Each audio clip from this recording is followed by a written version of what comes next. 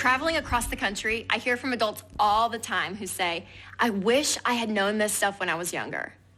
And you guys, for a lot of those people, they took their first step in getting into debt their first day of college.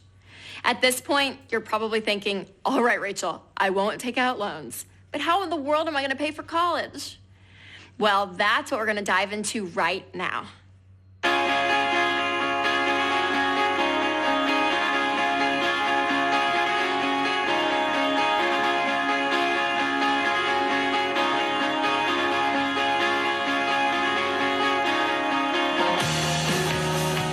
I'm not really sure. I haven't really looked into that. Depends. It can be $1,000 a year or $4,000 a year. I'm not really sure about that, actually. About $20,000 a year. Public, maybe about 16 grand.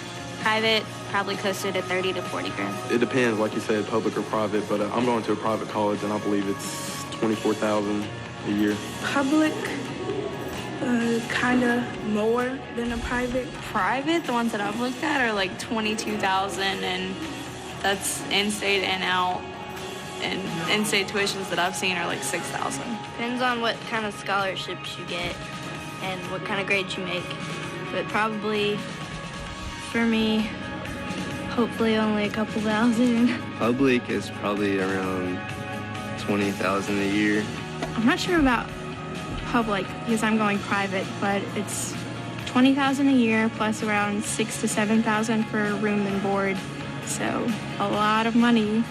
About if it's a big college, it's about 200 to 500. If it's a small college, about 100 to 300.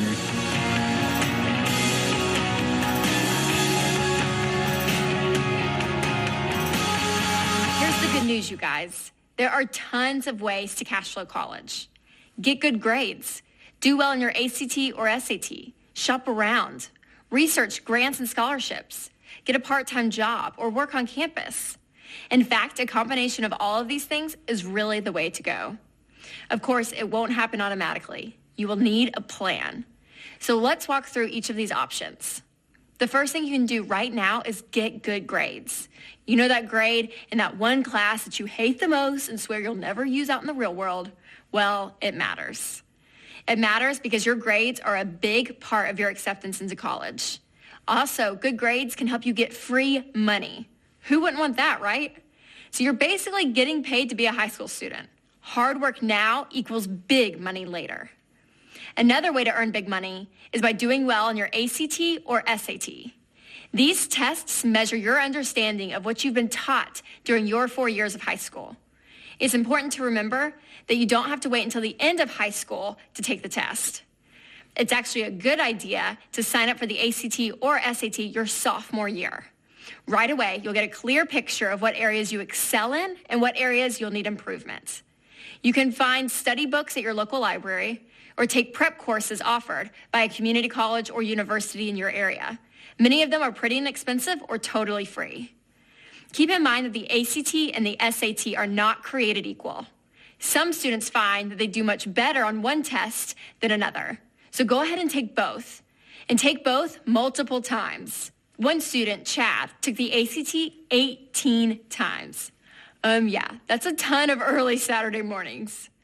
By the end, though, he earned a perfect ACT score and received a full ride scholarship to college.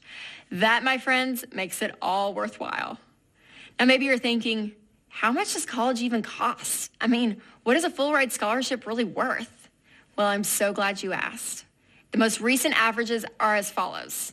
For a private university, $29,000. For an out-of-state public university, $21,700. For an in-state public university, $8,600. Oh, and did I mention those numbers are per year? That means your total tuition costs at graduation can range anywhere from $34,000 to $116,000. In just 4 years, people. And that doesn't even include living expenses like rent, food, or bills. That's why it pays not only to get good grades and to do well in your ACT and SAT, but also to do your research. As you're thinking on where you'd like to go, it's a good idea to narrow down your choices to 6 schools or less. Then get to work. Look online to determine what degree programs each school offers, how much tuition costs, where the school is located, the price differences between living at home versus living on campus, and any other factors you and your parents feel are important. We offer a great resource and tools online at foundationsu.com to help you choose a college. Also, don't pick a school based on where your friends are going. Schools that have an awesome football team or a big party scene might sound awesome right now, but those things won't matter much when you're 25, jobless, with no college degree, and a ton of debt. Instead, explore your options with a keen eye. A more expensive school does not always mean a better quality. Many employers don't care where you went to college. They just want to know that you graduated. So think about skipping the private school and don't just step over your state line to go to a public university and pay 3 times as much. I went to a state school in my own state, remember? No complaints here. It was an awesome experience, and you can do the same. You can also attend a community college for the first 2 years to knock out your basic courses at a super low cost. Then you can transfer those courses to a local university to get your 4-year degree. So it won't matter that you went to a community college. Your degree will only show that you graduated from a 4-year university. Keep in mind that if you attend a community college, you should work closely with your advisor to make sure your classes transfer. Most of them do, but it's always best to be on top of things so you don't waste any time or effort. I know that this is a lot, but there's even more options to consider. My school was a private school, and the sticker price at that school, after you factor in everything, tuition, room, board, food, was about $45,000 a year. That was a huge price tag, and I didn't have that kind of money going into it, but I had it in my head early that I wanted to graduate debt-free. And so I knew that I could find the opportunities to cut that cost down and to make it manageable. Colleges offer so many opportunities to cut down on that cost, be they scholarships, be they work studies, being an RA, tons of things. I got a scholarship at my college for playing in a bagpipe corps. There are tons of things that colleges will do to help you cut down on costs. So never look at that and be like, $40,000, there's no way I could do that without debt, because at the end of the day, if you do your homework and you start early, it's not going to be that much. One of the most important things when you're trying to graduate debt-free is scholarships.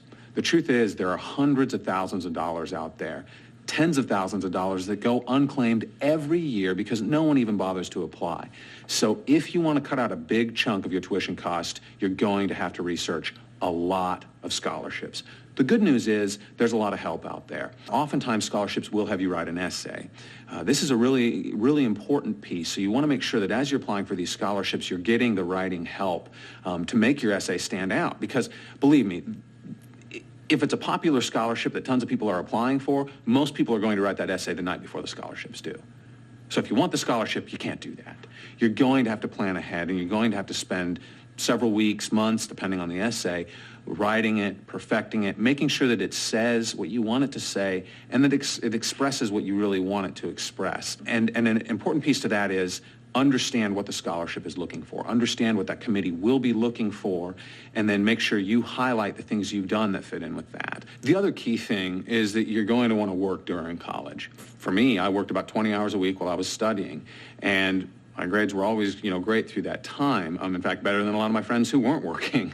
The other thing is during the summer, plan on working during college. Plan on having 3 jobs. Your summer is the time to really save up a chunk of cash to put towards the next semester, because inevitably, you're going to do this research. I think you're going to get lots of scholarships because there are tons out there, but you're going to have that cash too. Another important thing is just keep the end in mind. Like I said, that was the key is beginning early. But another key is never forgetting that you want to graduate debt-free. You'll have loan officers that'll come up and tell you that you can't do it, that you need to take this loan. They'll offer you loans. So you have to keep it straight in your head that you want to graduate debt-free, and don't let anyone else tell you that you can't.